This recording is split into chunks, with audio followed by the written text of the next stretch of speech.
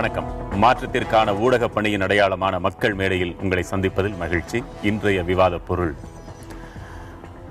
முதல்வர் வேட்பாளராக முன்னிற்கும் வாரிசுகளின் பலம் என்ன, பலவீனம் என்ன?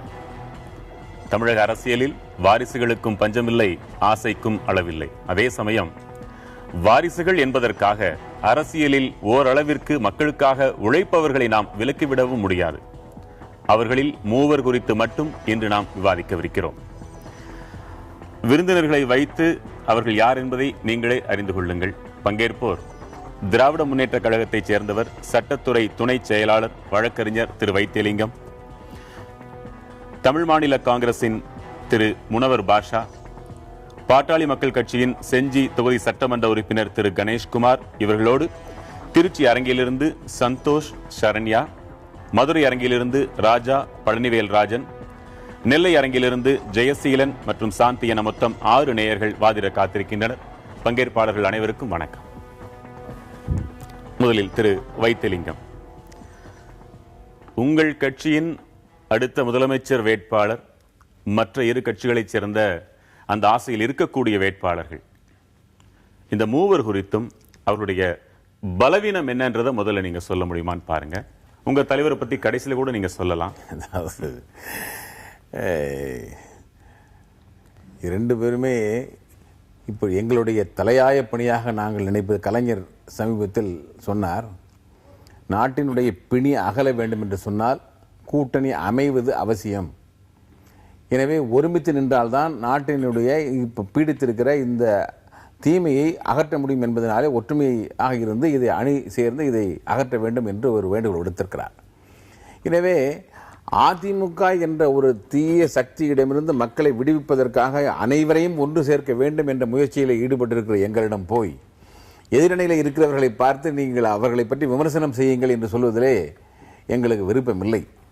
ஆனாலும் கூட கேட்கிறீர்கள், நண்பர் முனவர் பாட்சா சார்ந்திருக்கிற ஜி.கே. வாசன் அவர்கள் எங்கள் தஞ்சை மாவட்டத்தைச் சேர்ந்த கபிஸ்தலம் பண்ணையார் குடும்பத்தைச் சேர்ந்த எல்லோராலும் மதிக்கப்படுகிற அந்த பண்ணையார் குடும்பம், அதுதான் பலவீனமா? அப்படி நான் சொல்லவில்லை, அவரது அடையாளத்தை சொன்னேன். நான் நீங்களாக நினைத்துக் கொண்டால் அதுக்கு நான் பொறுப்பல்ல. நான் அவரது அடையாளத்தை சொன்னேன். ஒரு வரியில சொல்லுங்களேன், ஜி.கே. வாசன் அவர்களுடைய பலவீனம் என்ன? பலவீனம் என்றால் அவர் இதுவரை எனக்கு தெரிந்து அவர் நல்லவர் என்பதை தவிர அரசியலிலே அவர் இதுவரை மக்களை சந்தித்து வெற்றி பெறாதவர் என்பது அது மட்டும்தான் என்னால் சொல்ல முடியும். அன்புமணி ராமதாஸ் அவர்களுடைய பலவீனமாக நீங்கள் நினைப்பது என்ன? அதாவது ஒரு போட்டியாளராகவே நாங்கள் அவரை கருதாத போது அவரை பற்றி விமர்சிக்க எனக்கு விருப்பமில்லை என்று நான் உங்களிடம் முன்பே சொல்லிவிட்டேன். ஆனாலும் கூட அப்படி கருத கூட முடியாத அளவுக்கு என்ன நிலைமை அங்க இல்லை என்றால் இப்போ இல்ல அது இல்ல. இப்போ ஒரு எனக்கு இந்த வடிவேலு படத்துல ஸ்டாலினுக்கு ஒரு கடிதம் எழுதி விட்டாருங்கிறதா காரணமா? அப்படி அல்ல. இப்போ ஒரு வடிவேலு படத்துல ஒரு காமெடி சீன் வரும், எல்லா ரவுடிகளையும் பிடிச்சுக்கிட்டு போவாங்க போலீஸ்காரங்க. வடிவேலு போய், நானும் ரவுடி, என்னையும் கைது பண்ணு சொல்லுவார். அவர் உண்மையில் ரவுடி இல்லை. அதனால எனக்கு இவரோட நான் டாக்டர், நான் தமிழகத்து பிணிகளை தீர்த்து வைக்கிறேன் என்று சொல்லுகிற பொழுது அவருடைய ஏதோ ஒரு அரசியல் பின்னணியை அவர் ஒரு மூல காரணத்தை வைத்துத்தான் இவர் சொல்கிறாரே தவிர தளபதி ஸ்டாலின் எழுப்பிய கேள்விகள் எல்லாம் வேறு. அந்த கேள்விகளுக்கெல்லாம் பதில் சொல்லாமல் முதலமைச்சர் சொல்ல வேண்டிய பதிலை இவர் சொல்கிறார் என்று சொன்னால் இவர் முதலமைச்சருக்காக பேசுகிறார் என்றுதான் பொருள். எனவே அதிமுகவுடைய அணி சேருவதற்கான ஒரு சமிக்ஞையாக ஒரு அறிகுறியை இவர் ஒரு போட்டிருக்கிறார் என்பதுதான் அவரை குழந்தையா நினைக்கிறீங்க. அதுதான் அவருக்கு பலவீனம் நீங்க சொல்றீங்க. இப்ப மு.க. ஸ்டாலின் அவர்களுடைய பலவீனமாக, அதாவது 14 வயதிலே அரசியலுக்கு வந்தவர், அதெல்லாம் பலம் நீங்க சொல்ல, பலவீனம் என்ன? பலவீனம் என்று எதுவுமே இல்லை என்பது. இன்னும் சொல்ல போனால் கண்ணியத்தினுடைய மறு பக்கமாக விளங்குகிற இளைய தலைமுறையின் தலைவர் என்று அவரை தான் சொல்ல முடியும். நம்பிக்கை பலவீனமாக நீங்கள் முதலில் அவர் முதல் வேட்பாளர் என்று நான் சொல்லல, நீங்க தான் சொல்றீங்க. அதாவது முதல் திமுக கழகத்தை பொறுத்தவரையிலே கலைஞர் தான் அடுத்து அவர் தான் தீர்மானிப்பார். இறுதி வார்த்தை என்பது அவர் சொல்லுவதுதான். எனவே இப்ப நீங்களாக முன்வைத்தால் அதை நான் சொல்ல முடியுமே தவிர என்றைக்கும் இவரை சொல்ல மாட்டோம்னு சொல்ல முடியாது. அதுல நிச்சயமாக இல்லை. கலைஞர் சொல்வார், அடுத்தது தலைவர் தான், தளபதி தான் என்பதில் எங்களுக்கு எந்த சந்தேகமும் இல்லை, குழப்பமும் இல்லை. அதனால் அவர் 4 முறை நான்காவது முறைதான் கலைஞர் அவருக்கு அமைச்சர் பதவி கொடுத்து அழகு பார்த்தார். அது இதுவரையிலே அவர் மீது எந்த குற்றச்சாட்டும் இல்லை. மக்களால் பலவீனமா நீங்க நினைக்கிறது என்ன? மு.க. ஸ்டாலினை பொறுத்தவரை திராவிட முன்னேற்ற கழகத்தினுடைய தலைவர் டாக்டர் கலைஞர் அவர்கள் அவரால் வாரிசாக அரசியலிலே திணிக்கப்பட்டு திராவிட முன்னேற்ற கழகத்தினுடைய இளைஞரணி அமைப்பாளராக இன்று கூட தொடர்ந்து அவரே நீடிக்கக்கூடிய அளவுக்கு டாக்டர் கலைஞருடைய திருமகன் என்கின்ற ஒரே காரணத்தினாலே தொடர்ந்து கழகத்தினுடைய பொருளாளராகவும் இளைஞரணியினுடைய திணிப்பு பலவீனம் சொல்றீங்க. வாரிசு கண்டிப்பா வாசன் வாரிசு இல்லையா? வாசன் திணிக்கப்படல. மூப்பனார் மறைவுக்கு பிறகுதான் வாசன் அரசியலுக்கே வருகிறார். தந்தையால் தான் திணிக்கப்படணும் இல்ல, ஆதரவாளர்களாக கூட திணிக்கப்படலாம் இல்லையா? திணிக்கப்படல. ஆதரவாளர்கள் சேர்ந்து அவரை தலைவராக ஏற்றுக்கொண்டார்கள் என்றால் அந்த இயக்கத்தை காப்பாற்ற வேண்டும் என்று சொன்னால் அந்த தகுதியான தலைமை வாசனுக்கு இருக்கிறது என்ற அடிப்படையில் தலைவரின் வாரிசுக்கு மட்டும்தான் எல்லாரும் சேர்ந்து. நான் சொல்றேன், தலைவர் உயிரோடு இருந்து தன்னுடைய மகனை வாரிசாக அரசியலில் திணிப்பாரே, ஆனால் அது வாரிசு அரசியல். சரி, அது பலவீனம். அன்புமணி ராமதாசனுடைய பலவீனமாக என்ன நினைக்கிறீங்க? அன்புமணி ராமதாஸை பொறுத்தவரை அவர் ஒரு ஜாதி கட்சியினுடைய தலைவராகத்தான் பார்க்கப்படுகிறாரே தவிர ஒட்டுமொத்த தமிழக மக்களுடைய தலைவராக ஏற்றுக்கொள்ளக்கூடிய சூழ்நிலை அவருக்கு இருப்பதாக சுருக்கமாக போதும். அரசியல நியாயமானவர்களை தான் ரொம்ப விரும்புறாங்க இப்ப வர்ற காலங்கள்ல. வாசன் அவர்களுடைய பலவீனமாக நீங்க நினைக்கிறது? வாசனுடைய பலவீனமா? வாசனை பொறுத்தவரை யாரையும் அவரை விமர்சிக்கின்றவர்களை கூட விமர்சித்து பேசாத ஒரு நாகரிகமான தலைவர் என்பதில் எதுங்க அது பலம் தானே? இல்ல, அதுவே பலவீனம் தான். இன்னைக்கு அரசியல்ல ஏட்டிக்கு போட்டியா எதிர்ப்பு கருத்துக்களை எடுத்து சொன்னாதான் அரசியல் ஏத்துக்கக்கூடிய சூழ்நிலையில தன்னை எதிர்ப்பவரை கூட அரவணைக்கக்கூடிய பக்குவத்தோடு ஒரு தலைவர் இருப்பது மிகவும் அதிசயம். அப்படி இருப்பதுதான் அவரை பொறுத்தவரை அது பலமாக இருக்கலாமே தவிர எங்களை போன்றவர்கள் தன்னை விமர்சிப்பவர்களை கூட அவர் விமர்சிக்க மறுக்கிறாரே என்ற அதை நாங்கள் பலவீனமாகத்தான் கருதுகிறோம். அவர் சொன்னது பலவீனமா நீங்க எடுத்துக்கலையா? மக்களால் தேர்ந்தெடுக்கப்பட்டதில்லை. நீங்க என்ன சொல்ற, மக்களால் தேர்ந்தெடுக்கப்பட்டவர்னா அவர் தன்னுடைய தந்தையினுடைய மறைவுக்கு பிறகு அரசியலுக்கு வருகிறார். தமிழ் மாநில காங்கிரஸ் தலைவராக அவர் பொறுப்பேற்கிறார். பொறுப்பேற்றதற்கு பிறகு காங்கிரஸ் கட்சியிலே தமிழ் மாநில காங்கிரஸ் இணைக்கிறார். அப்பொழுது அவரை மேலவையினுடைய உறுப்பினராக அகில இந்திய காங்கிரஸ் அவரை தேர்ந்தெடுக்கிறது. ஆனால் அவர் சொன்னதை போல பண்ணையார் என்று சொன்னாரு, அவர் பிறப்பாலே பண்ணையாராக இருந்தாலும் கூட இருப்பதை அவர்கள் குடும்பம் இழந்திருக்கிறதே தவிர அன்னக்காவடிகளாக இருந்தவர்கள் இன்னைக்கு பண்ணையார்களாக மாறி இருக்கிறார்கள் தமிழக அரசியல் என்பதை தமிழ்நாட்டு மக்கள் பார்வையிட்டுக் கொண்டுதான் இருக்கிறார்கள். உங்க பார்வையில் அன்னக்காவடிகள் அவ்வளவு கேவலம் கேவலம் இல்லைங்க. சாமானியர்களாக இருந்தவர்கள் நாங்கள் பஞ்சை பராதிகளுக்காக இருக்கிறோம் என்று சொன்னவர்கள் இன்றைக்கு ஆசியாவிலேயே மிகப்பெரிய பணக்காரர்களாக உயர்ந்திருக்கக்கூடிய சூழ்நிலை. ஆனால் தலைவர் வாசனுடைய குடும்பம் இருந்ததை இழந்ததாகத்தான் வரலாறு. தொடர்ந்து பேசலாம். திரு கணேஷ்குமார், இந்த இரண்டு கட்சிகளின் அடுத்த கட்ட தலைவர்களுடைய பலவீனங்களா நீங்க நினைக்கிறது என்ன? இப்போ உதாரணத்துக்கு திமுக என்று சொல்ல போனா திமுக அண்ணா திமுகவை பற்றி இங்கே பேசுவதற்கான வாய்ப்பு இல்லை. ஏன்னா அண்ணா திமுக சேர்ந்த பிரதிநிதிகள் இங்கே இல்லை. திமுகவை பொறுத்தவரை பலவீனங்கள் என்று ஒன்று ரெண்டு இல்லை. மு.க. ஸ்டாலின் அவர்களுடைய பலவீனமாக மட்டும் நீங்க நினைக்கிறது? மு.க. ஸ்டாலின் அவர்களுடைய பலவீனம் என்பதே அந்த கட்சியை சார்ந்த பலவீனங்கள் தான். அந்த கட்சி மீது இருக்கக்கூடிய குற்றச்சாட்டுகள், அந்த கட்சி மீது அந்த கட்சியினுடைய ஊழல் குற்றச்சாட்டுகள், அவருக்கு என்று ஒரு கிளீன் இமேஜ் இருக்குதா நினைக்கிறீங்க? கிளீன் இமேஜ் மட்டும் இல்லை, அவர்களுடைய செயல்பாடு தான் அந்த கட்சியினுடைய இமேஜாக எடுக்க முடியும். இப்போ தனிப்பட்ட மனிதனுடைய ஒரு தலைவர் என்று அடுத்த கட்டத்தில் நிறுத்தக்கூடிய ஒருவருடைய செயல்பாடு தான் அந்த கட்சியினுடைய செயல்பாடுகளாக எடுத்துக்கொள்ள முடியும். அந்த வகையில் பார்க்கும்போது அவருக்கு கிளீன் இமேஜ், அந்த கட்சிக்கு பேட் இமேஜ் இருக்கும்போது இப்போ சாதி கட்சி என்று பாட்டாளி மக்கள் கட்சியை எல்லாரும் திணிக்க முயற்சிக்க போது அது யாருடையது? அன்புமணி ராமதாஸ் மீது அந்த மாதிரி அடையாளம் எதுவுமே நீங்கள் சொல்ல முடியாது. ஆனால் இப்போ பக்கத்தில் இருக்கிறவர் கூட அந்த கருத்தை சொல்லும் போது அது என்ன கருத்து அமைது? ஒரு கட்சியினுடைய சாயல் இது தவறாக இத்தனை ஆண்டு காலமாக திட்டமிட்டு திணிக்கப்படுகின்ற பொழுது அதை சாயலை அன்புமணி ராமதாஸ் அவர்கள் மீதும் சுமத்த நினைக்கிறது தான் ஒரு பலவீனமாக சொல்றாங்க. ஆனா தனிப்பட்ட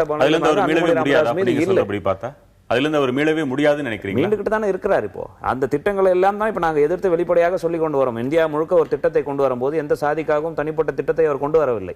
மத்திய சுகாதாரத்துறை அமைச்சராக இருக்கும் பொழுது எய்ம்ஸில் தாழ்த்தப்பட்ட மக்களுக்காக ரிசர்வேஷன் கொண்டு வந்த தலைவர் அன்புமணி ராமதாஸ். இதெல்லாம் இப்பதான் நாங்கள் மக்கள்கிட்ட கொண்டு போய் சேர்ப்பதற்கான வலிமை எங்களுக்கு வந்திருக்கு. கட்சி ரீதியாக உள்ள பலவீனங்களை அவருக்கும் பலவீனங்கள் 100% வாசன் அவர்களுக்கு.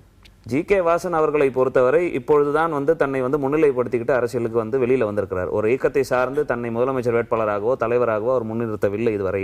அன்புமணியை விட எந்த விதத்தில் அவர் அந்த எக்ஸ்பீரியன்ஸ்ல குறைஞ்சிருக்காரு? அன்புமணி ராமதாஸை பொறுத்தவரை அவங்களுடைய சொல்றீங்களே, அப்ப அதே வார்த்தை இப்பதான் அன்புமணியின் பொருந்துமா இல்லையா? இல்ல அதுதான் நாங்க சொன்னாங்க, நிரூபிச்சு காமிச்சிருக்கிறோம். நாங்க ஏதோ இன்னைக்கு வந்துட்டு நாளைக்கு முதலமைச்சர்னு சொல்லல. அவர் தான் மத்திய அமைச்சராக இருந்தார். 5 ஆண்டு காலத்துல மத்திய அமைச்சராக இருந்து அவர் செய்த சாதனைகளும், மருத்துவர் அன்புமணி ராமதாஸ் செய்த சாதனைகளும், மற்ற மத்திய அமைச்சர்கள் செய்த சாதனைகளும் நேரடியாக விவாதம் செய்தால் யார் தகுதியான முதலமைச்சர் வேட்பாளர் என்பது மக்களுக்கு நேரடியாக தெரிந்து. வாசன் மத்திய அமைச்சராக இருந்து என்ன செய்யலன்னு சொல்றீங்க? சொல்லுங்க. கிளீன் அமைச்சர் அப்படின்னு சொல்றீங்க. சாதனைகள் என்ன? எத்தனை திட்டங்கள் தமிழ்நாட்டுக்கு கொண்டு வந்திருக்கிறாரு? எத்தனை திட்டங்கள் உலக அளவில் பெயர் பெற்ற அளவிற்கு விருதுகளை பெற்றிருக்கிறார் என்பது நேரடியா பேசுங்க, விவாதம் செய்வோம். நீங்க எப்பவுமே நேரடியா வெளிப்படையா பேசுறவங்க தான். அன்புமணி அவர்களுடைய பலவீனம் என்ன? அவருக்கு பலவீனம் என்று சொன்னால் ஒரே ஒரு இதுதான். இந்த மாதிரி விஷயங்களை எல்லாம் ஒட்டுமொத்தமாக அந்த கட்சியின் மீது திணிக்கப்படும் பொழுது, அதாவது இல்லாத ஒரு விஷயத்தை இருக்கிறதாக திணிக்கப்படுகிறது மட்டும்தான் பலவீனம். எங்களுக்கு மிகப்பெரிய பலவீனம் என்று சொல்ல போனால் இந்த மீடியாக்களும் அந்த கருத்துக்களை மக்களிடம் கொண்டு சேர்க்கின்ற வகை, அதையும் நாங்கள் பலப்படுத்தி கொண்டு வருகிறோம். வெகு விரைவில் அந்த பலவீனங்களே இல்லாத அளவிற்கு நாங்கள் கொண்டு பேசலாம். நெல்லை அரங்கத்திலிருந்து ஜெயசீலன், உங்க வாதம் என்ன? ஐயா, நான் இவங்ககிட்ட அரங்கத்தில் இருக்க ஒவ்வொரு நண்பர்கள்ட்ட என்னுடைய கேள்வி இதுதான். இது பொறுத்தவரையில இது மன்னராட்சியா அல்லது மக்களாட்சியா? மக்களாட்சி என்றால் இவங்கள வாரிசுகளை தவிர மற்ற யாருமே இந்த பதவிகளுக்கு, தலைவர் பதவிக்கோ முதல்வர் பதவிக்கோ வர்றதுக்கு இது அருகதை இல்லையா? ஏன் உதாரணத்துக்கு எடுத்துக்கோங்க, கிராமப்புறத்திலேயோ ஐஐடி ஸ்டூடெண்டோ ஒவ்வொரு வளர்ச்சி திட்டங்களுக்கு மட்டும் இதை புள்ளி விவரம் எடுக்கிறதுக்கு நீங்க கூப்பிடுறீங்க. ஆனால் அந்த மக்களையே ஏன் சிஎம் கேண்டிடேட்டா இருக்கக்கூடாது? ஏன் உங்களுடைய வாரிசுகளுக்கு மட்டும்தான் இந்த இது அப்படின்னாக்க, ஒரு உதாரணத்துக்கு எடுத்துக்கொள்வோம். அழகிரி பொறுத்தவரை திமுகவில் இருந்து நாடாளுமன்ற உறுப்பினராக தேர்ந்தெடுத்து அனுப்புனீங்க. அவர் அங்க போய் நாடாளுமன்றத்தில் என்ன பேசினார்? அவர் செய்த அந்த 5 ஆண்டு காலத்துல எத்தனை கேள்விகளுக்கு பதில் கூறினார்? எத்தனை கேள்விகளுடைய பதிலுக்கு எத்தனை வளர்ச்சி திட்டங்களை அவர் கொண்டு வந்தார்? ரெண்டாவது எடுத்துக்கோங்க, இவங்க எங்கும் தமிழ் எதிலும் தமிழ் அப்படிங்கிறாங்க. இந்த அரசியல் கட்சி தலைவர்களுடைய பொறுத்த வரைக்கும் வாரிசு அரசியல், மன்னராட்சி, மக்களாட்சி என்ற கேள்விக்கு இந்த கேள்விக்கு இடமில்லை. ஏனென்றால் நாம் மக்களாட்சி தத்துவத்தில் தேர்தல் மூலமாக மக்களால் தேர்ந்தெடுக்கப்பட்ட பிரதிநிதிகள் தான் அமைச்சராகிறார்கள். எனவே மக்களால் தேர்ந்தெடுக்கப்பட்டவர்களை மக்கள் பிரதிநிதிகளாக இருக்கிற நீங்களே குறை சொல்வது என்பது மக்கள் தேர்ந்தெடுத்த முறையை நீங்கள் குறை சொல்கிறீர்கள், அவர்களுடைய தேர்வை நீங்கள் குறை சொல்கிறீர்கள். ஜனநாயகத்திற்கு மாற்று ஏதும் இல்லாத நிலையில் மக்களால் தேர்ந்தெடுக்கப்பட்ட பிரதிநிதி, அதாவது மக்களால் தேர்ந்தெடுக்கப்பட்ட பிரதிநிதி வாரிசாக இருக்கும் மக்கள் நிராகரித்திருக்கலாமே. நீங்களும் நானும் தீர்மானிக்க முடியாது, அந்த தொகுதி மக்கள் தான் தீர்மானிக்க வேண்டும். அதைத்தான் நான் முதலிலே சொன்னேன். அந்த தொகுதி மக்களுக்கு கிராமத்து முகத்தை காட்டுங்களேன்னு சொல்றாரு. இல்ல, அந்த கட்சியிலே யார் உறுப்பினராக நிற்க வேண்டும் என்று கட்சி உறுப்பினர்கள் தேர்ந்தெடுக்கிறார்கள். அந்த உறுப்பினர் தேர்தலில் நிற்கும் போது பொதுமக்கள் தேர்ந்தெடுக்கிறார்கள். இந்த இரண்டும் தேர்வல்லவா?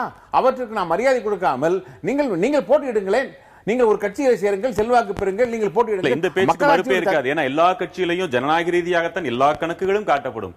அதை தாண்டி இன் பிட்வீன் லைன்ஸ் பார்க்க மக்கள் தொடங்கிட்டாங்க. இது உலகளாவிய இது நிகழ்வு.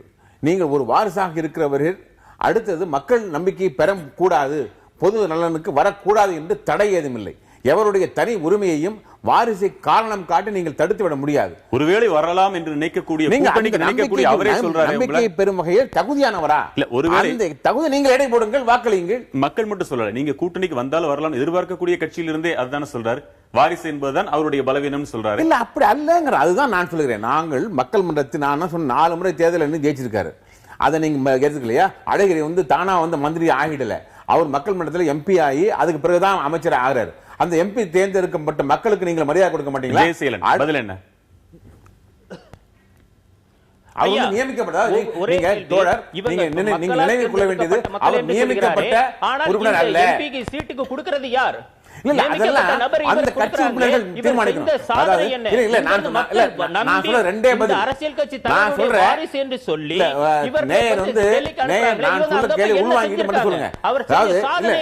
நான் சொல்ல 2 கேள்வி மட்டும் பதில் சொல்லுங்க. திமுக கழகத்தின் சார்பில் யார் வேட்பாளராக நிற்க வேண்டும் என்று தீர்மானிக்க உரிமை திமுக கழக உறுப்பினர்களுக்கு இருக்கிறதா இல்லையா? நம்பர் 1. அப்படி இருக்குமே ஆனால் அந்த தேர்ந்தெடுக்கப்பட்ட உறுப்பினர் மக்கள் மன்றத்திலே தேர்தலில் இருக்கிற பொழுது அந்த வாக்காளர்களிடத்திலே சென்று வாக்கு பெறுகிற உரிமை அந்த திமுக உறுப்பினருக்கு இருக்கிறதா இல்லையா? சாமானிய தொண்டன கிடையாதா? அது நீங்கள் சொல்லக்கூடாது, திமுக கழக தொண்டன் சொல்ல வேண்டும். அதாவது திமுகவுடைய உறுப்பினர் யாருன்னு அதிமுக சொல்லக்கூடாது, கம்யூனிஸ்ட் சொல்லக்கூடாது, காங்கிரஸ் சொல்ல முடியாது. திமுக கழக உறுப்பினர்கள் மட்டுமே இருக்கிற தனி உரிமை அது.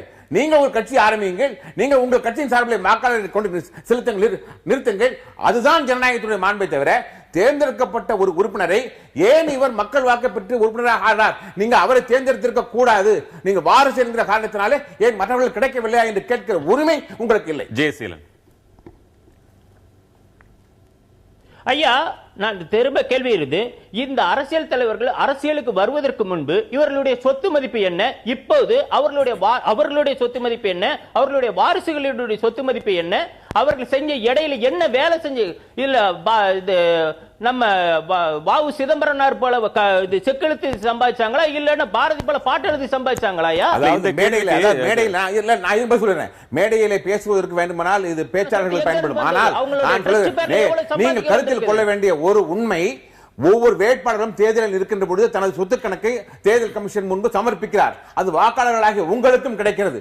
நீங்கள் சரி பாருங்கள், அதில் தவறு இருக்குமானால் வழக்கு தொடுங்கள். நீதிமன்றம் அதுதானே செல்லுபடியாகும்.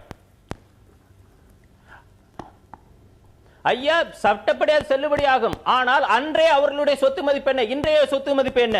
இரண்டாவது, இன்னைக்கு ஒரு அரசியல் கட்சி தலைவர் சொல்கிறார், என்ன அரசியல் கட்சி தொடங்கும் போது அன்னக்காவடிகளா இருக்கக்கூடிய அரசியல் கட்சி தலைவர்கள் பின்னால நான் பதவிக்கு வரும்போது நானோ என் வாரிசுதாரரோ யாரும் நான் பதவிக்கு வரமாட்டேன்னு சொல்றாங்க. ஆனா பின்னால என் பையனுக்கு என்ன பொறுப்பு கொடு, அந்த போஸ்ட் கூடன்னு சொல்லி போயிட்டு, ஆனா இப்ப தன்னுடைய பையனுக்காக வேண்டிய ஒரு மாநிலத்தை ரெண்டா பிரி, வட மாநிலம் பொறுத்து தென் மாநிலம் பிரிங்க. ஏன்? தன்னுடைய பதவி மோகம் தானே.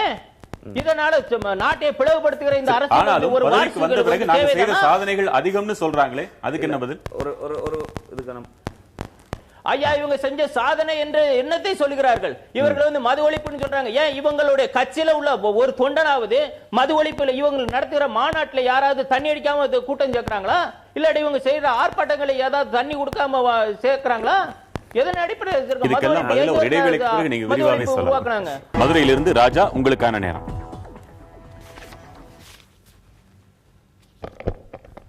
அனைவருக்கும் வணக்கம்.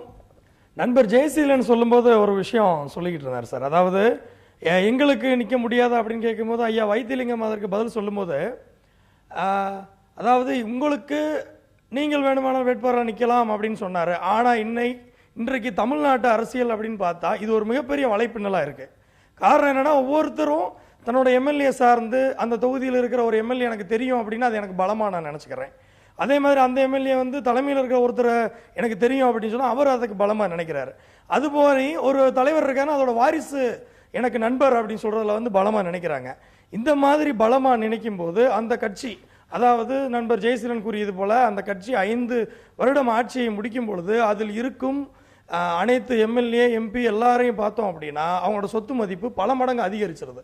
இது உண்மை. மன்னர் காலத்திலிருந்தே பார்த்து வந்தோம் அப்படின்னா இப்ப ரோமானிய பேரரசு, முகலாய பேரரசு தங்களுடைய வாரிசுகளை மிக சிறப்பா,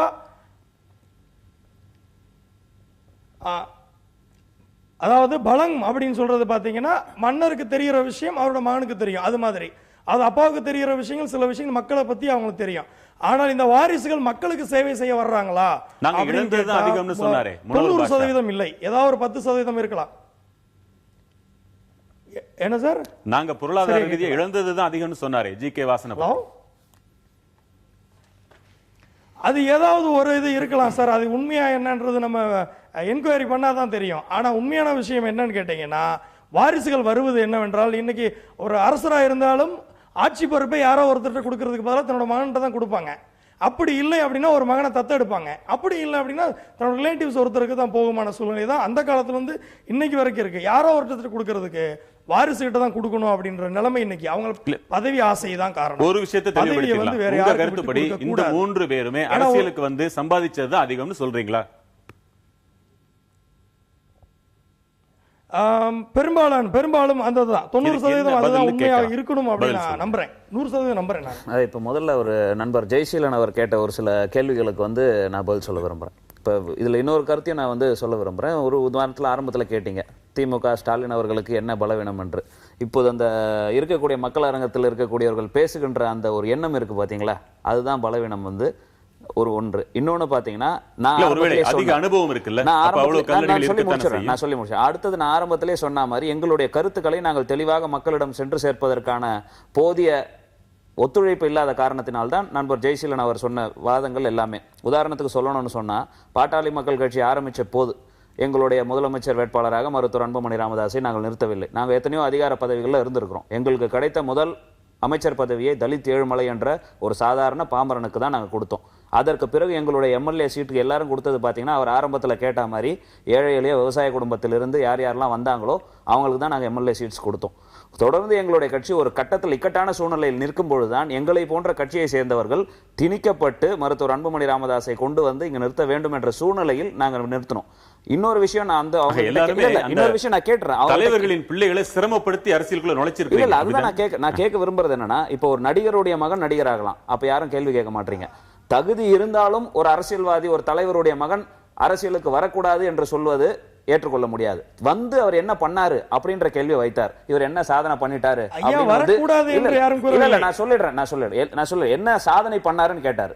இன்றைக்கு 50 ஆண்டு காலம் சுதந்திரம் பெற்ற இந்தியாவில் எந்த ஒரு சுகாதாரத்துறை அமைச்சரும் செய்யாத அளவிற்கு 4 உலக அளவுல விருதுனா ஏதோ அமைப்பு மூலமா வாங்கின விருது இல்ல, WHO உடைய விருது, லூதர் எல்டேரியோடைய விருது.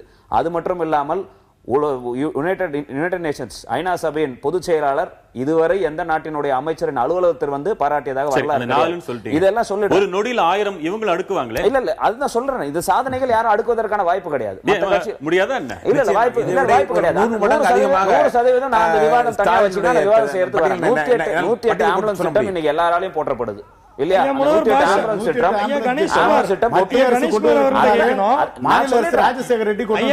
கிடையாது, இதுதான் தவறான கருத்து. தவறான கருத்து. நான் விளவரையா சொல்றேன், அந்த திட்டத்தினுடன் நான் வந்து மருத்துவர் சென்னையுடன் இருந்து வேலை செய்தவன். 108 ஆம்புலன்ஸ் திட்டம் ஏதோ 108 ஆம்புலன்ஸ் திட்டம் மட்டுமல்ல, தேசிய கிராமப்புற சுகாதார இயக்கம் என்ற ஒரு இயக்கம். அதை கொண்டு வருவதற்காக ஸ்டான்ஃபோர்ட் யூனிவர்சிட்டியில இருந்து கிட்டத்தட்ட 11 மாத காலங்கள் இங்கு ஆய்வு நடைபெற்றது. நடைபெற்ற மட்டும் இல்லாம 108 என்ற நம்பர் இல்ல, 108 என்ற நம்பர் வந்து பல மாநிலங்கள்ல இல்ல, அது வேற ஒரு இதுக்காக பயன்பட்டு இருக்கும். திமுகவின் சாதனைகள் அடுக்குனா நீங்க என்ன பதில் சொல்வீங்க? நீங்க ஏறி வந்த மேம்பாலங்களே ஸ்டாலினுடைய சாதனை தான் சொல்லுவாங்க. நாங்க அதுதான் சொல்றேன், நான் ஏறி வந்த மேம்பாலம் ஸ்டாலினுடையதாக இருந்தாலும் அது ஒரு மட்டுமே போதாது.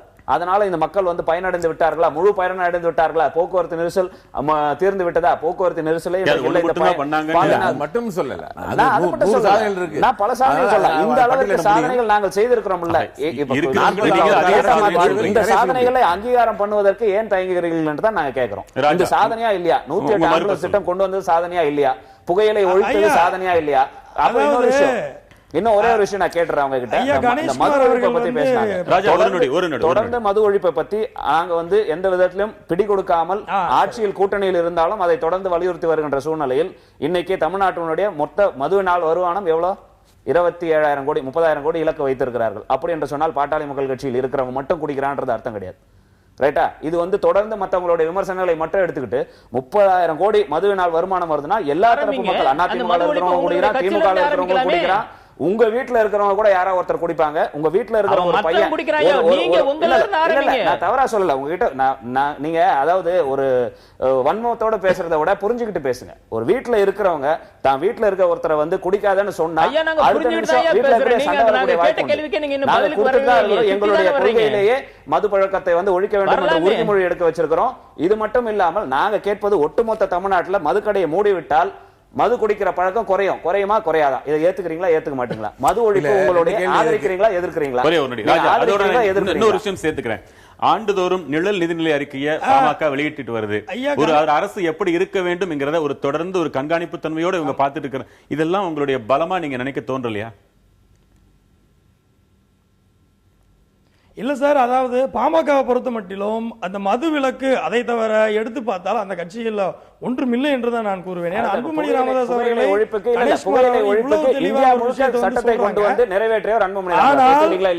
ஆனால் அவர் அந்த ஜாதி என்ற விஷயத்தை மீறி அவர் வந்ததில்லை. அவருடைய தொகுதியில் மக்கள் பார்த்திருக்கலாம். இல்ல இதுதான் இதுக்கு ஒரு விளக்கம் நான் சொல்றேன். சாதி என்று சொல்வது மருத்துவர் ஐயா அவர்கள் இந்த நாட்டில் சாதியை உருவாக்கவில்லை. அது ஒத்துக்கிறீங்களா? அது வேற ஒரு பார்வையில் பார்க்கலாம். ஒரு விஷயம் சொல்றேன், கட்சி என்ற அடையாளம் இப்ப ஒருத்தர் சொல்றதுனால நான் அதுக்கு பதில் சொல்ல வேண்டிய அவசியம். இன்னொரு பார்வையில் என்ன பேச விடுங்களேன். வாய்ப்பு எந்த அளவுக்கு இருக்கு? அவருக்கு அப்படி இல்ல, அவருக்கு அப்படி இல்ல. வட மாவட்டத்தில் மட்டும் இருக்கிற கட்சி நீங்க எப்படி சொல்லலாம்? இன்றைக்கு மருத்துவர் சின்னையா அவர்களை நாங்கள் முதலமைச்சர் வேட்பாளராக அறிவித்து தூத்துக்குடியில் போட்டிருக்கிறோம் பொதுக்குழு. ஏன் எங்க கட்சியோட அமைப்பு இருக்கு, எவ்வளவு கூட்டம் கூடுதுன்னு பாருங்க. அடுத்த கட்டமாக கோயம்புத்தூர்ல மாநாடு இருக்கு, மதுரையில மாநாடு இருக்கு. எங்களுடைய கருத்துக்களை நாங்கள் மக்களிடம் கொண்டு சேர்க்கின்றோம். இந்த வெற்றிடத்தை நிரப்பக்கூடிய சாதனை படைத்தவர், ஏற்கனவே நிரூபிச்சு காமிச்சவர்.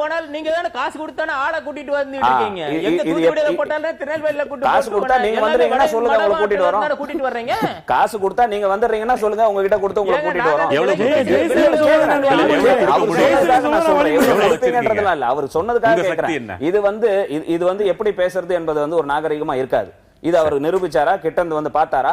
இவர் ஒன்னா காசு கொடுத்தா போலாமே தவிர காசு கொடுத்து கூட்டப்படுகின்ற கூட்டம் என்று சொல்வது ஒட்டுமொத்தமாக எல்லா அரசியல் கட்சியுமே எதையுமே நிரூபிக்கிற அளவுக்கு செய்து விடக்கூடியவர்கள் அல்ல இன்றைய அரசியல்வாதிகள். ஒத்துக்கிறீங்களா? நான் அப்படி சொல்ல முடியாது. ஏன் நிரூபிக்க முடியாதுன்னு சொல்லுங்க. இன்றைக்கு இருக்கக்கூடிய தொழில்நுட்பத்துல இன்னைக்கு இருக்கக்கூடிய எத்தனையோ விஷயங்களை நிரூபிக்கிறீங்க. இதே பிரஸ் மீடியா எத்தனை விஷயங்களை வெளியில கொண்டு வந்திருக்கு.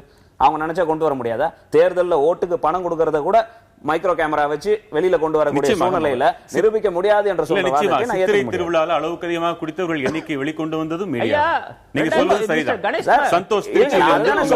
அதுதான் நாங்க சொல்றோம். ஒரு தலைமுறையே குடிகாரனாக மாற்றி இந்த மதுவை கொண்டு வந்தது திமுக என்றுதான் நாங்க சொல்றோம். திருச்சி சந்தோஷ் உங்களுக்கான. அதாவது அவர் கேட்ட கேள்விக்கு ஒரு பதிலை மட்டும் சொல்லிட்டு அப்புறம் என்னோட கருத்தை சொல்கிறேன். அதாவது ஒரு நடிகருடைய மகன் வந்து நடிகர் ஆவது இல்லையா அப்படின்னு கேட்டார்ல.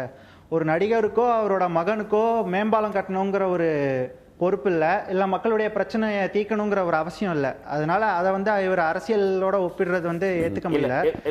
ஒரே ஒரு சின்ன ஒரு இடைமறிக்கிறத மன்னிக்கணும். அந்த ஒரு விளக்கம் மட்டும் கொடுத்துட்றேன். நடிகரை வந்து நான் ஏன் கேட்டேன்னு சொன்னீங்கன்னா, வரலாறு எடுத்து பார்த்தீங்கன்னா தமிழகத்தை நடிகர்கள் தான் அதிகமாக ஆண்டு இருக்கிறார்கள். அதை வந்து நீங்க கொஞ்சம் புரிஞ்சுக்கணும். இன்னைக்கு இருக்கக்கூடிய சூழ்நிலையில் ஆரம்ப கட்டத்திலிருந்து பிறர் ஆண்டவர் காமராஜர் அண்ணாதுரைக்கு பிறகு தமிழகத்தில் திரைத்துறையில் இருந்து வந்தவர்கள் தான் இன்று வரைக்கும் ஆட்சி செய்து கொண்டிருக்கிறார்கள். இல்ல அதுதான் நீங்க புரிஞ்சுக்கணும். அப்படின்னு சொல்ற அரசியலுக்கு சம்பந்தம் இல்லை என்று சொல்ல வேண்டாம். அதுதான் அரசியலே ஆரம்பிக்குது. பலம் பலவீனம்ன்றதை பத்தி பேசணும்னா ஃபர்ஸ்ட் பலவீனம் என்னன்னு சொல்லிடுறேன். அதாவது ஜனநாயகத்துடைய குறிக்கோளே வந்து ஒரு அரசியல் முதிர்ச்சி. அதாவது அரசியல் முதிர்ச்சி.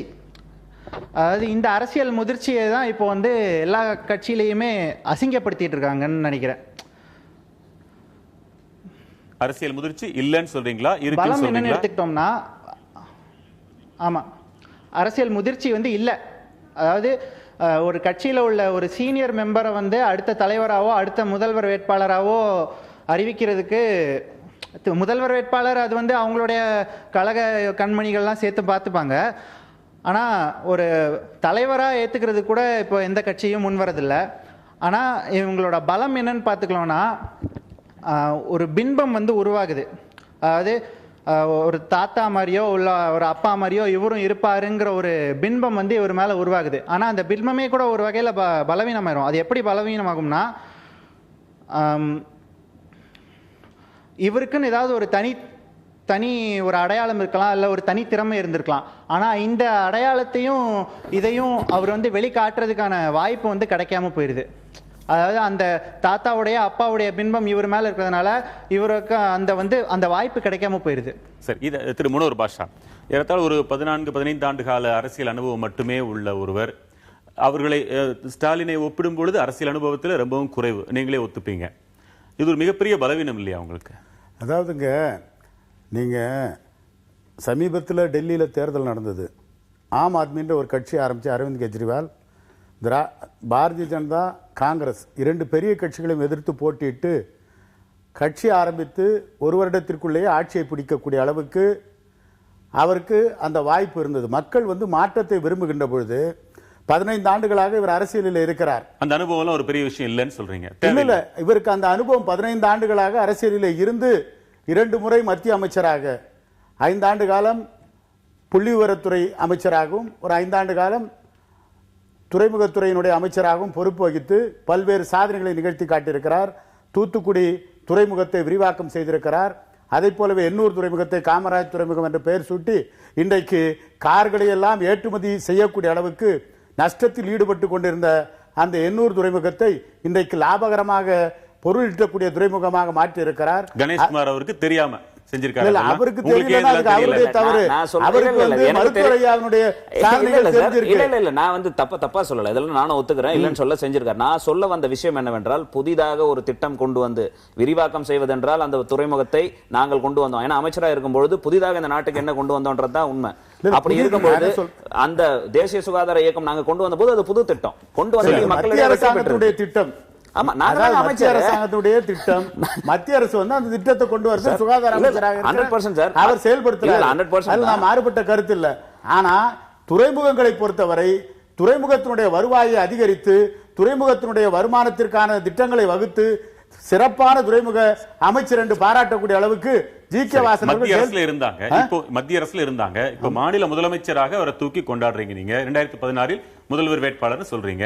மு.க. ஸ்டாலின் அவர்கள் ஏற்கனவே இங்கே அமைச்சராக இருந்தார், துணை முதலமைச்சராக இருந்தார். அவ்வளவு அனுபவம் இருக்குது, நிர்வாக அனுபவம் இருக்குது. அது இல்லாதவருக்கு அது பலவீனம் இல்லையா? எப்படிங்க நீங்க வந்து மத்திய அமைச்சராக இருந்தவருக்கு நிர்வாக அனுபவம் இல்லாம போயிடும்? நிர்வாக அனுபவம் இருந்ததுனால தான் அவர் மத்திய அமைச்சராக செயல்பட முடிந்தது. இன்னும் சொல்ல போனால் எந்த விதமான ஊழல் குற்றச்சாட்டுக்கும் அவர் தொடக்கத்திலேயே சொன்னேன். இவ்வளவு நீண்ட ஒரு அனுபவம் இல்ல, அதெல்லாம் ஒண்ணு தேவையில்லைன்னு சொல்றாரு. ஒண்ணுல நாங்க தெளிவா இருக்கோம். அதனாலதான் தொடக்கத்திலேயே குறிப்பிட்டேன். அதாவது டாக்டர் அன்புமணி ராமதாஸாக இருந்தாலும் சரி, சகோதரர் வாசனாக சார், ரெண்டு பேருக்குமே இந்த ஆட்சி மாற்றம் ஏற்படுத்த தேவை இருக்கிற ஒரு சூழ்நிலையில் அவர்களது பங்கும் அளப்பரியது என்று நாங்கள் கருதி கொண்டிருக்கிற வேளையில் அவர்களை வந்து விமர்சிப்பதை நாங்கள் தவிர்க்கத்தான் விரும்புகிறோம்.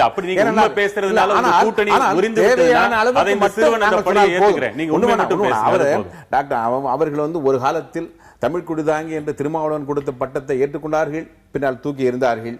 சமூக நீதி காவலர் என்று கலைஞரை தூக்கி கொண்டாடினார்கள், பிறகு கீழே போட்டார்கள். சகோதரி பார்த்துக் கொள்வார் என்று ஜெயலலிதாவை பார்த்து அவரோடு சேர்ந்தார்கள், பின்னால் கைவிட்டார்கள். விஜயகாந்த் அவர்களை தேடி சென்று தர்மபுரியில் ஆதரவு கேட்டார்கள். விஜயகாந்த் அழைத்ததினாலே அவர் பின்னால் போக வேண்டிய அவசியம் இல்லை என்று நாட்டு மக்களுக்கு ஒற்றுமையை காட்ட வேண்டிய இடத்திலே டெல்லிக்கு போகாமல் தவிர்த்து அது தனித்து நின்று உமாபாரதியை இவர் மட்டும் தனியாக சென்று பார்த்தார். இவளெல்லாம் எங்களால் விமர்சிக்க முடியும், முரண்பாடு தேவையில்லை என்று கருதுகிறோம்.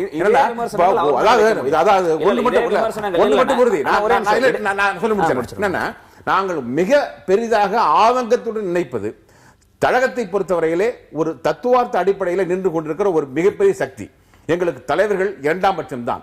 அந்த கொள்கையின் அடிப்படையில் நின்று கொண்டிருக்கிற ஒரு இயக்கத்தினுடைய பலம் எங்களுக்கு அதுதான் உண்மையான பலம். அந்த திசையில் நாங்கள் பயணிக்கிற பொழுது நாளைக்கு பாமக வந்தாலும் ஏற்றுக்கொள்வோம் என்பதுதான் அவர்களுடைய நிலைப்பாட்டை பொறுத்த. அதாவது இந்த சக்தியை அமற்றப்பட வேண்டும் என்ற பொறுப்பு உங்களுக்கு இல்லையா என்று கேட்கிறேன். அந்த பொறுப்பு அவருக்கும் தான் இருக்கிறது. ஆனால் எங்களுக்குரிய அக்கறை கவலை எல்லாம் நாங்கள் எய்த அம்பு ஊழல் செய்தவர்களை பற்றி. ஆனால் நீங்கள் எங்களை பார்த்து நாங்கள் கேள்வி கேட்கிறோம். நீங்கள் எங்கள் மீது அம்பு எய்கிறீர்கள். உங்களுடைய நோக்கம் என்ன? யாரை தாக்குகிறீர்கள்? யாருக்காக நீங்கள் வாதிடுகிறீர்கள்? பேசலாம். எந்த ஒரு தேர்தலையுமே பெண் வாக்காளர்களை முதல்ல கவர்ந்துட்டாலே போதும் எல்லா தலைவர்களுடைய நோக்கம் இருக்கும். பெண் வாக்காளர்களின் பார்வையில் இந்த 3 தலைவர்களுக்கு யாருக்கு அதிக பலம் இருக்கிறதா நினைக்கிறதுங்கிறத பார்க்கலாம். சாந்தி நெல்லை அரங்கில் இருக்கிறீங்க, உங்களுக்கான நேரம்.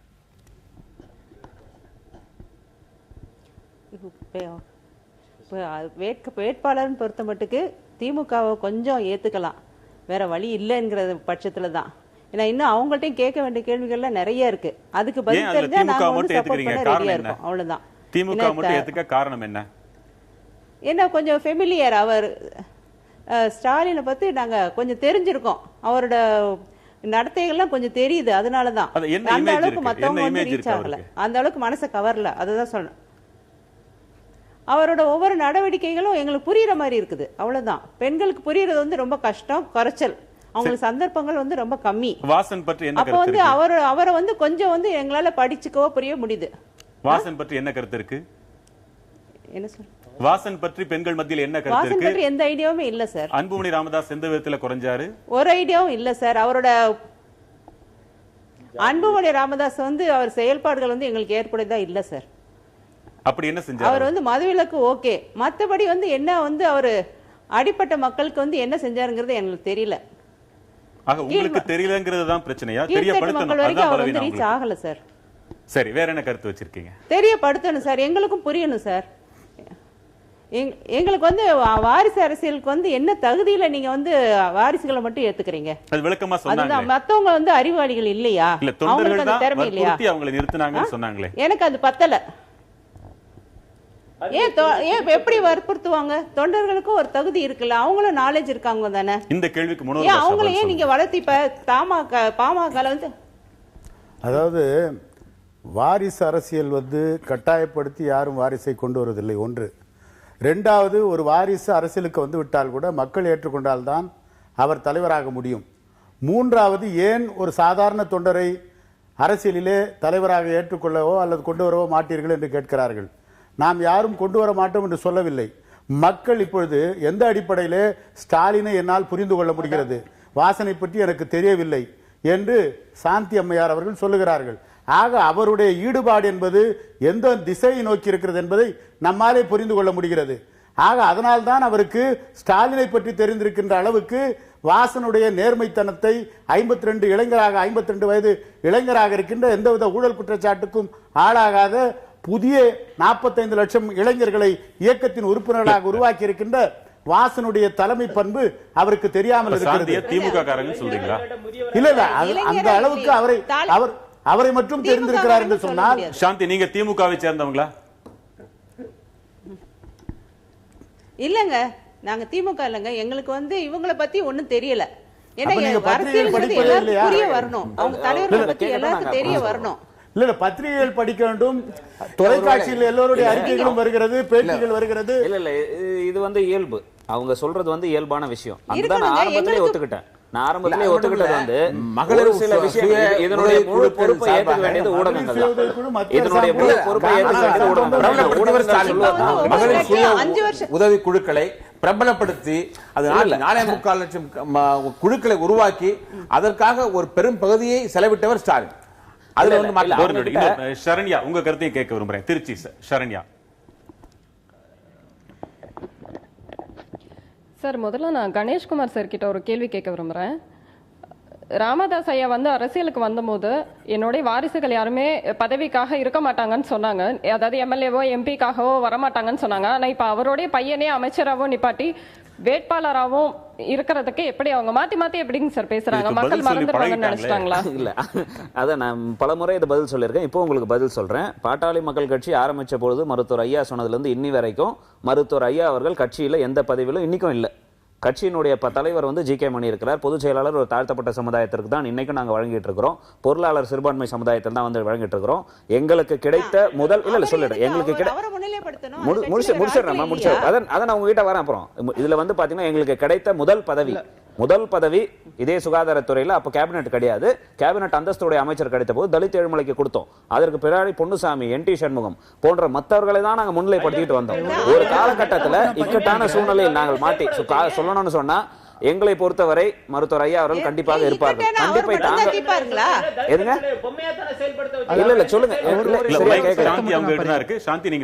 சிக்கலை தீர்க்க தலைவர்களால மட்டும் தான் முடியுமா? மத்தவங்களுக்கு அந்த தகுதி இல்லையா? இல்லங்க, ஒரு நிமிஷம் இல்ல, அவங்க கிட்ட அதை நான் கேட்கிறேன். இப்ப பாத்தீங்கன்னா ஏ.கே. மூர்த்தி அவர் இருக்கிறார், எங்க கட்சியை சேர்ந்த. சொல்லிடுறேன், ஏ.கே. மூர்த்தி அவர்கள் மிகச்சிறந்த ரயில்வே துறை அமைச்சர் என்று 11 மாதங்கள்ல பேர் எடுத்தவர். அவருக்கு தொடர்ந்து நாங்க முன்னிலைப்படுத்திக்கிட்டு தானே இருக்கிறோம். எங்க படுத்தல அவரை நாங்க தொடர்ந்து முன்னிலைப்படுத்திட்டு தான் இருக்கிறோம். எல்லா இடத்துலயும் அடுத்த கட்டம் ரயில்வே அமைச்சர் வேலுவாக இருந்தார். வேலு சாதாரண குடும்பத்தில இருந்து IAS படித்து விட்டு வந்தவர். அவரும் வந்து எத்தனையோ சாதனைகள். இன்றைக்கு தமிழ்நாட்டில் ஒரே ஒரு மீட்டர் கூட மீட்டர் கேஜ் இல்லாம பிராட் கேஜ் ஆக்கிய பெருமை பாமக.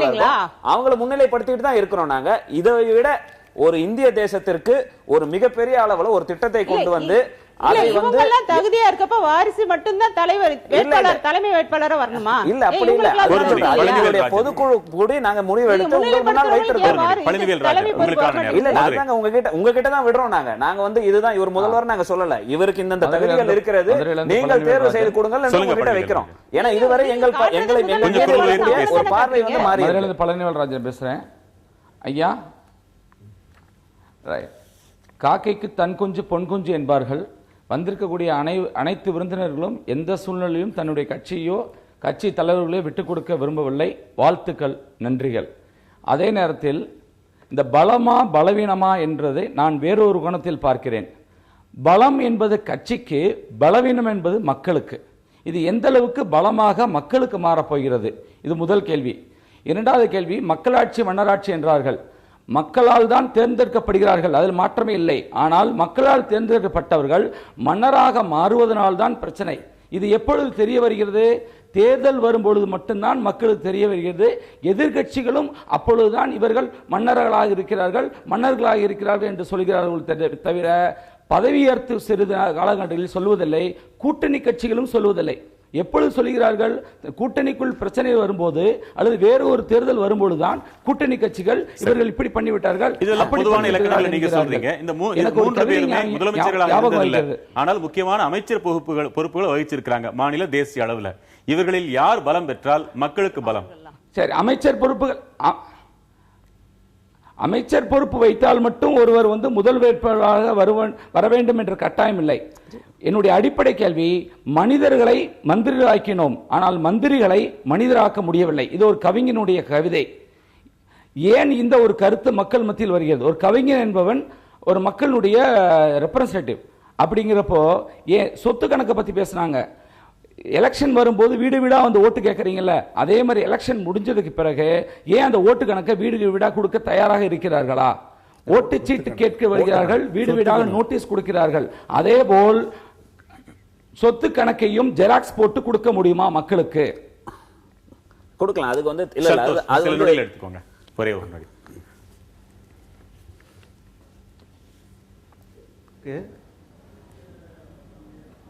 சந்தோஷ் சொல்லுங்க. என்னுடைய கருத்து ஒண்ணு விரைவா சொல்லுங்க. அதாவது நம்முடைய ஊர்ல இப்படி ஒரு வாரிசு அரசியல் இருக்கிறதுக்கு முதல் காரணம் மக்கள். ஏன்னா மக்கள் ரொம்ப காலமாவே ஒரு விஷயத்துக்கு பழக்கப்பட்டிருக்காங்க. ஏன்னா நம்ம ஊர்ல ஃபேஸ் வேல்யூ பாலிடிக்ஸ்னு ஒன்று இருக்கு.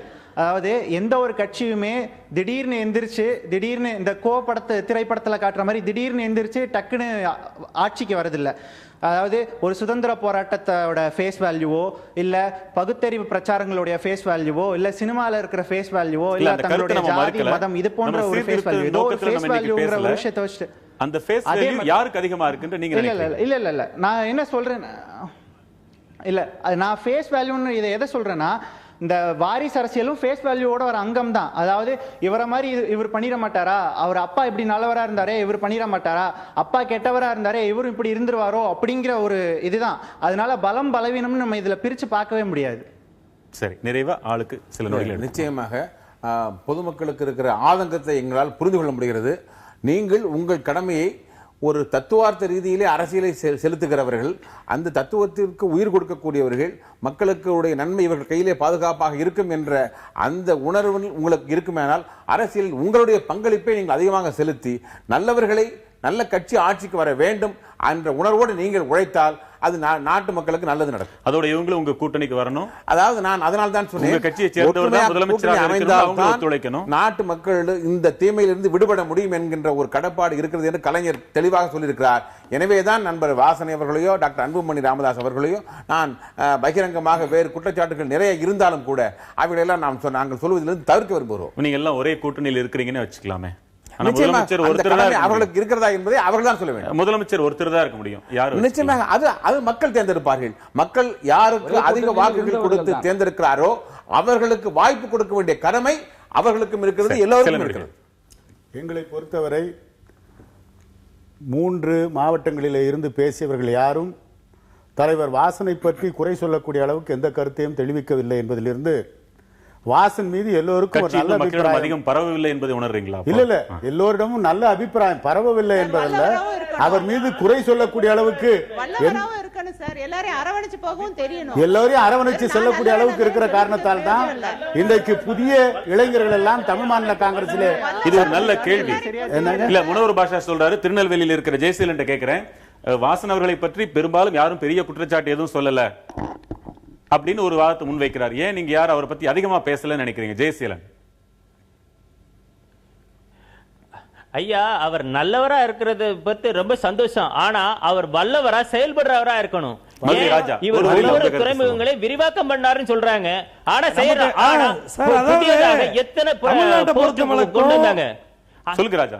வல்லவரா செயல்படுத்துகிறவரா செய்யுங்க. அதாவது தமிழ்நாடை பொறுத்த மட்டிலும் மக்களுக்கு வந்து ஒன்று நடிகர்கள், இது வரைக்கும் தமிழக அரசியல் பார்த்தா நடிகர்கள் தான் அந்த கலைத்துறையிலேருந்து வந்தவங்க தான் ஆட்சி அதிகம். ஏன்னா நண்பர் சந்தோஷ் சொன்னது மாதிரி ஃபேஸ் வேல்யூ பாலிடிக்ஸ் இன்னைக்கு அதை தான் பண்றாங்க. இல்ல இன்னைக்கு அதிகமா பாட்டில இருந்து அவங்க யாரும் குறை சொல்லலன்னு சொல்றாரு, அதுக்கு மட்டும் பதில் சொல்லுங்க. அதாவது வாசன் அவர்களை பத்தி பெரிதா மக்கள்கிட்ட ரீச் இல்ல அப்படின்னு தான் நான் சொல்லுவேன். ஏன்னா அவர்கிட்டயுமே வந்து ஒரு நிலைப்பாடு கிடையாது. காங்கிரஸ் நிலைப்பாடுல இருந்து ரெண்டாவது வந்து நடிகர்கள் வந்து முதலமைச்சரா இருந்திருக்காங்க.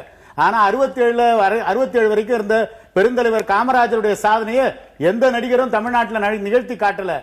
அப்படிப்பட்ட ஒரு வளர்ச்சியை, ஒரு மாற்றத்தை தலைவர் வாசன் தருவார் என்ற நம்பிக்கை இளைஞர்கள் மத்தியிலே இருக்கிறது. இப்ப சொல்ல வேண்டிய விஷயம் அதுதான். இப்ப உதாரணத்துக்கு பாத்தீங்கன்னா இங்க இருக்கக்கூடிய தேர்தல் முறை, தேர்தல் முறையை பொறுத்தவரை முதலமைச்சர் வேட்பாளரை நேரடியாக தேர்ந்தெடுக்கக்கூடிய அதிகாரம் மக்களுக்கு கொடுக்கல, அவங்க சார்ந்த கட்சியை சார்ந்துதான் இருக்கிறது.